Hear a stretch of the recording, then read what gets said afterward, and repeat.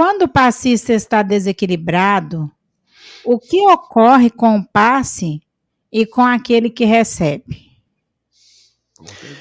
Nós temos que considerar duas situações distintas: casas equilibradas e casas desequilibradas. Vamos considerar, no primeiro caso, as casas equilibradas. Quando você tem um trabalho que é desenvolvido numa determinada instituição e você tem alguém que não está bem, os espíritos se dão o cuidado de isolar esse que não está bem. Se você tem um passista que ele não está bem e suas energias podem vir a prejudicar alguém, os espíritos envolvem esse companheiro para que as suas energias não participem do trabalho da noite.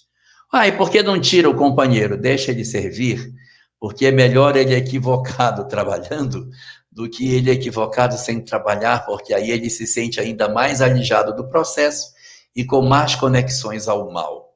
Os espíritos se valem das nossas imperfeições para estimular em nós a boa vontade, o exercício do bem, que são importantes para o nosso crescimento. Nós encontramos isso no livro Missionários da Luz, quando os espíritos insistem, ali no capítulo 4, com um grupo mediúnico tão difícil, mas que eles apostam pela perseverança que esses espíritos encarnados, esses médiuns possuem, e que, de certa maneira, vai gerar frutos na frente, mas eles estão investindo para que eles melhorem. Então, é como se eles fizessem um túnel, impedindo que as energias negativas do passista alcançassem a pessoa que vai ser atendida.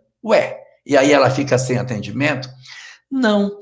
Duas coisas acontecem aí. Retira-se a energia do outro passista e se ajuda a atender aquela pessoa que precisa, ou, numa outra circunstância, sem ser excludente, os próprios mentores podem fazer o atendimento direto desse que estaria pseudamente sendo atendido por esse que está com dificuldade.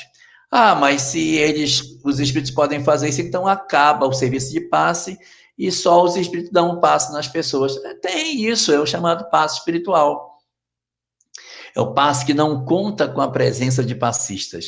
Então por que a gente faz trabalho de passe, se os espíritos podem fazer? Para que nós sejamos úteis. Os espíritos podem fazer as coisas sem necessidade que nós participemos delas.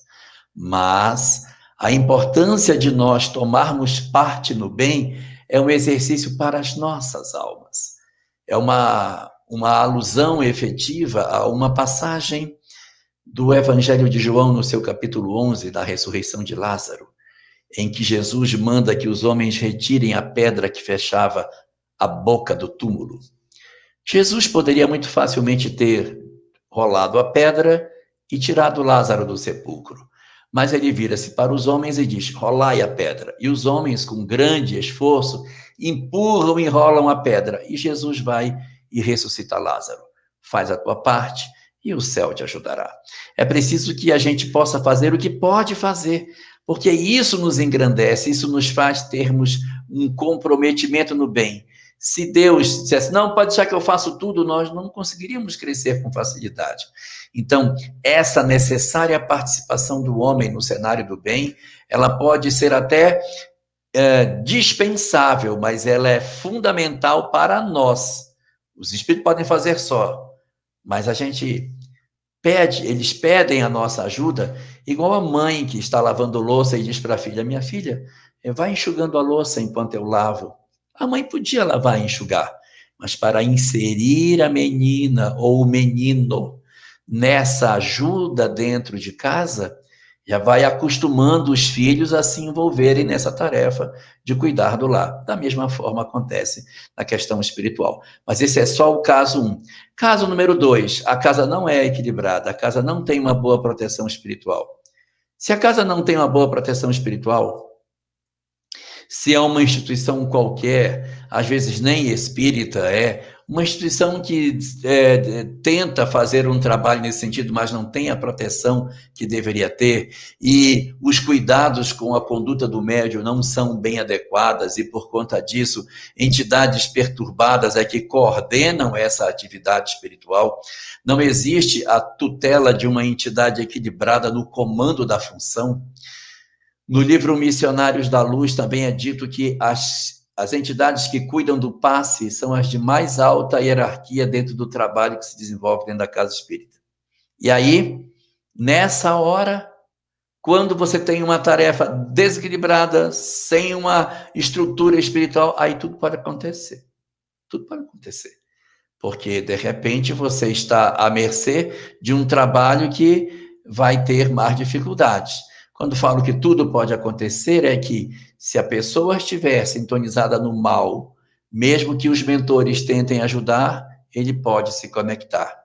Nessas circunstâncias de instituições mais difíceis, tudo pode acontecer. Em que sentido também?